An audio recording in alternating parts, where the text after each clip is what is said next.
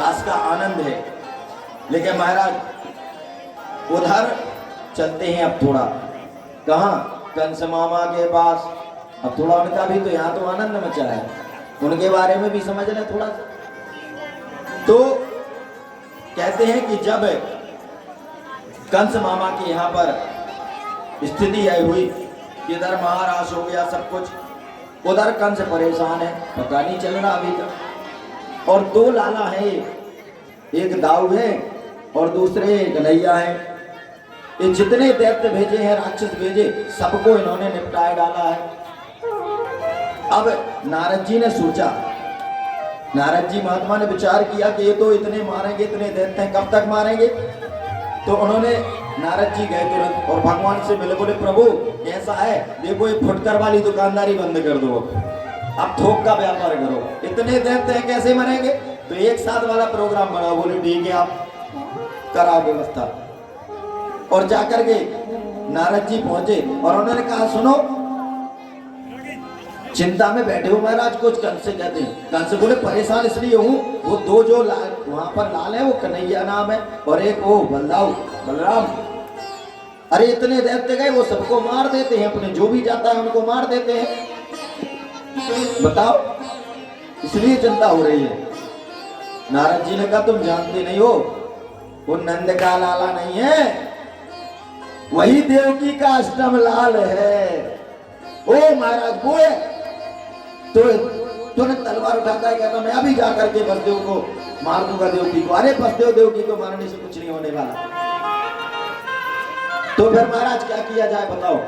अरे हम उपाय बताते हैं, आप सारे लोग यहीं पर हो और उनको दोनों को यहीं बुलाए लो, आपके इतने योद्धा है, यहीं मिलजुल करके निपटा देना मामला।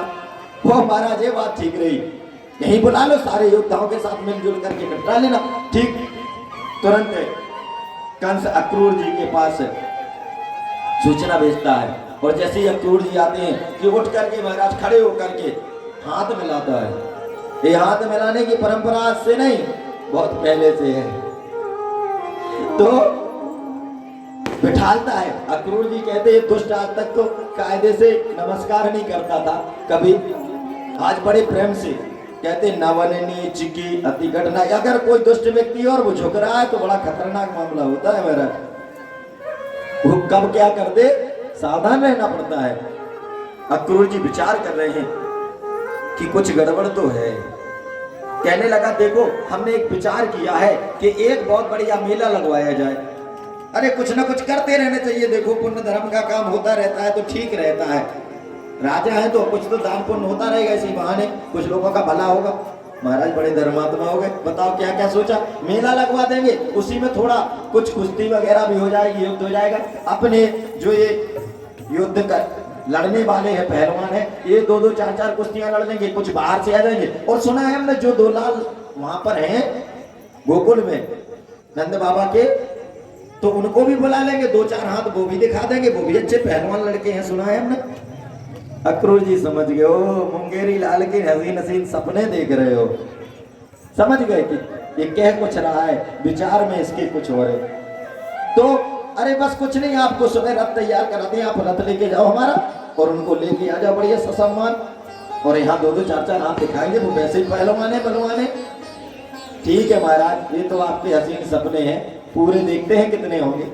और अगले दिन अक्रूर जी जाते हैं महाराज, और जाते हैं जैसे ही रथ पर बैठ करके चलते हैं कि महाराज रथ से तो अब मथुरा से वृंदावन जाने में कितनी दूरी, थोड़ी सी, लेकिन महाराज सुबह से चलते चलते गोधूली बेला शाम हो जाती है तब पहुंचते हैं। क्यों?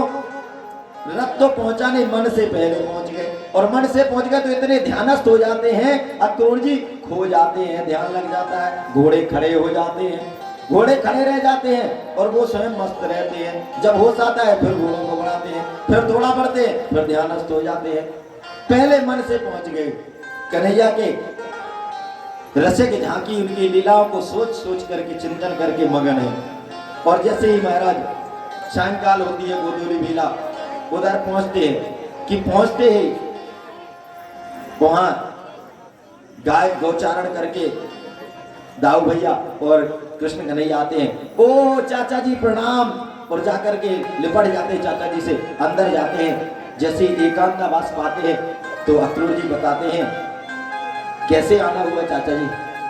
अरे कुछ नहीं, वो दुष्ट ने ऐसे ऐसी योजना बनाई है, आप किसी से मत कहना। कन्हैया कहते हैं और नंद बाबा से कहते बाबा हम तो मेला देखने को जाएंगे। ओ भैया अकेला नहीं भेजेंगे हम। ठीक है तो आप ही चलो। और धीरे धीरे महाराज होता है कि सारे ब्रज में पता चल जाता है। और जैसे ही सुबह रथ में बैठ करके जाने लगते हैं कि सामने तो गोपियां आ जाती हैं। एक पल के लिए जो निगाह नहीं हटाना चाहती हैं, कभी नहीं चाहती हैं कि हमसे मेरे कन्हैया प्यारे दूर हों, कभी हम उस कन्हैया प्यारे की तरस परस को ना देख पाए तो उन्हें लगता है यदि दर्शन कर रही हो और कभी एक पलक झपक जाए तो अनेकों बार तो गोपियां कहती हैं कि ब्रह्मा को ईर्षा होने लगी हमसे, इसलिए आंखों में पलक बना दिए है। जैसे ही दृष्टि को भर के देखते हैं कन्हैया प्यारे की झांकी कि ये पलकें झपक जाती है, ये ब्रह्मा बड़ा ईर्षालु है इसलिए ये पलकें बनाई हैं। पलकों पर रोष करती हैं, ब्रह्मा पर रोष करती हैं, जो ये पलक झपकने तक की देरी सहन नहीं कर पाती। बताइए उन गोपियों से का साथ छोड़ करके कन्हैया प्यारे जा रहे हैं। गोपियां सामने खड़ी हो जाती हैं, प्रणय निवेदन करती हैं, कहती हैं कि जा रहे हो तो जाओ ब्रज छोड़कर, ब्रज छोड़कर ऐसा प्रेमी कन्हैया नहीं पाओगे, नहीं पाओगे। जा रहे हो तो जाकर ब्रज छोड़कर, तो ब्रज छोड़कर ऐसा प्यारा कन्हैया नहीं पाओगे, नहीं पाओगे।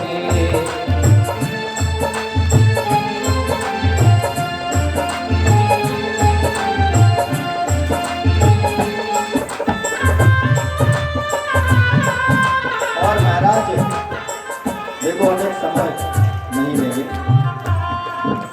प्रणय निवेदन करते हैं, कन्हैया समझाते हैं। और वो कन्हैया प्यारे की जिसकी सच्ची भक्ति होती है, जिसका सच्चा प्रेम है, वो कभी नहीं चाहता कि मेरे द्वारा मेरे प्रेमी को कष्ट हो। और वो कहते हैं यदि आपकी इच्छा है जाने की तो आप जाइए। और सहजता से कहते ठीक है और कन्हैया जाते हैं। और जैसे ही महाराज वहां पहुंच जाते हैं कि अब महाराज कहते हैं कि बलराम और कन्हैया प्यारे का जैसे ही मथुरा में आगमन होता है वहां तो शोर मच जाता है।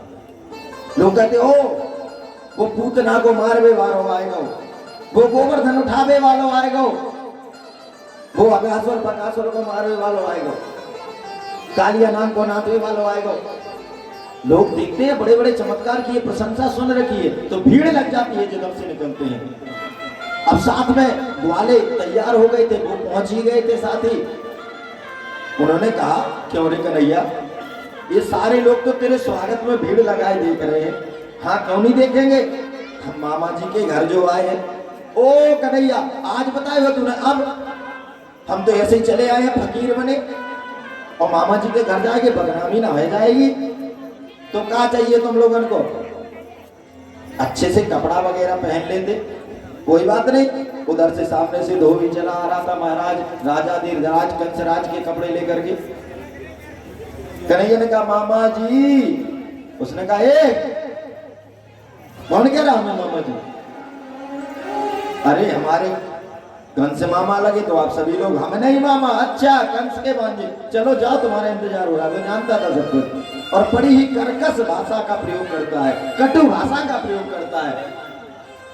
और महाराज जब वाणी की कर्कशता हो तो वहां पर सब कुछ भंग हो जाता है। वाणी बिल्कुल भी मधुर नहीं और ऐसी तीक्ष्ण वाणी बोली कि कन्हैया ने तो एक थप्पड़ जमाए, एक ही थप्पड़ में गर्दन कट के उधर गिरी और कहा लो सभी कपड़े पहन लो अपने आराम से। और सबने और देखा जैसे इन लोगों ने कि भैया चमत्कार है, नेक्सा छोरा इसके हाथ में तो तलवार बैठे, एक ही हाथ में गर्दन उड़ाई दी। और सबने पहन लिए गोप ग्वालों ने कपड़े, अब तो चलने लगे।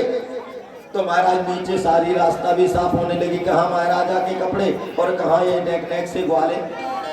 कन्हैया तो और बड़ी बदनामी होगी। तो फिर जब तक महाराज एक दर्जी देखता है, कहता है महाराज यदि आपकी आज्ञा मिले तो मैं कपड़े व्यवस्थित कर दूं। हाँ ठीक कर देते हैं। तो गोप वाले कहते हैं कन्हैया ये मुफ्त में कपड़े ठीक कर दिए, कुछ इनको दक्षिणा दे दो। उसने सोचा दर्जी ने अभी 2 मिनट पहले देखा है दक्षिणा क्या मिली है। अरे बोले महाराज हमको कुछ नहीं चाहिए। तो कन्हैया ने कहा ठीक है कोई बात नहीं, आपको आशीर्वाद है आप सभी, और आज महाराज फलीभूत रहना। दर्जियों को आशीर्वाद दे दिया और आज वही होता है, जितने का कपड़ा नहीं उससे ज्यादा की सिलाई बढ़ गई है। और बोले आप माला माल रहो। आगे जाते हैं तो महाराज कहते हैं कन्हैया अब ठीक है ना। हाँ कन्हैया अब आनंद आएगा, लेकिन नेक सी कसर रह गई। क्या रह गई है? देखो कन्हैया जब तक गले में अच्छी सी माला न पहने ब्रजवासियों को मन न भरे। तो एक बड़ा भक्त है भगवान का सुदामा माली, वहां जाते हैं, वो सभी को माला इत्यादि पहनाता है। ओ प्रभु कैसे आना हुआ, बहुत सुंदर, सबका स्वागत करता है, माल्यार्पण करता है।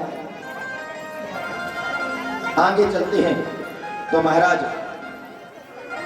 कहते हैं गोप वाले कन्हैया अब तो आनंद आएगा, बस नेक सी कसर रह गई। अब कौन सी कसर रह गई है? देखो हम ब्रजवासियन के माथे में जब तक थापकता हुआ चंदन ना लगे तब तक आनंद ना आवे।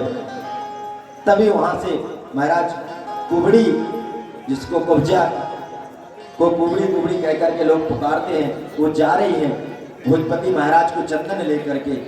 पीछे से कन्हैया कहते हैं अरे सुंदरी, और जैसे ही पुकारते हैं कि पलट के देखती है महाराज हमसे कह रहे हैं। हाँ सुंदरी आपको ही बुला रहे हैं। वो महाराज हमको सुंदरी, हमको तो लोग कुबड़ी कुबड़ी कह करके पुकारते हैं, चिढ़ाते हैं, और आप सुंदरी कह रहे हैं। निश्चित तौर पर आप इंसान नहीं महामानव हैं, कोई दिव्य पुरुष है, अवतारी है, आप भी परमेश्वर है शायद। और इस प्रकार से महाराज तो हमें चंदन मिलेगा। बिल्कुल महाराज, मैं महाराज को चंदन लेके जाती थी। आओ भाग, आप जैसे दिव्य पुरुषों पर चंदन, और सबको चंदन का लेपन करती है, चंदन लग जाता है। गोप वाले कहते कन्हैया तो यहाँ को कछू तो दक्षिणा में दे दो, फ्री का चंदन घिस मेरे नंदन, सबको चंदन लगा दिया, उसका कुछ नहीं दिया।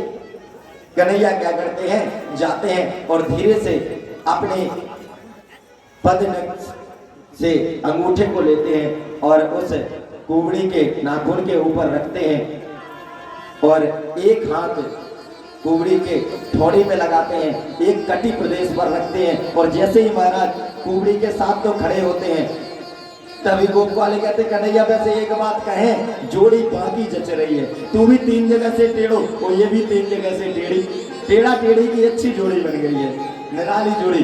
दाऊ भैया तो मुख मोड़ लेते, कन्हैया देखो कुछ उपद्रव नहीं करियो या तो मारो ब्रज ना है।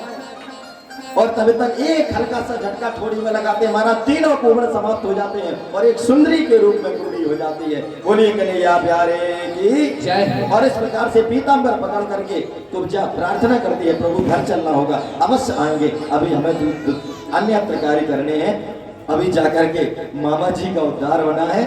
तो इस प्रकार से महाराज कन्हैया अब तो जो व्यापारी गण थे अन्न, अरे कमाल का छोरा है भैया, चमत्कार कर दियो यानी तो। और ये व्यापारी लोगों की जो बिजनेस वाले होते हैं ना, ये सत्ता में जिसके जाने के लक्षण देखे उनके पीछे लग जाते हैं तुरंत। बोलिए कृष्ण भगवान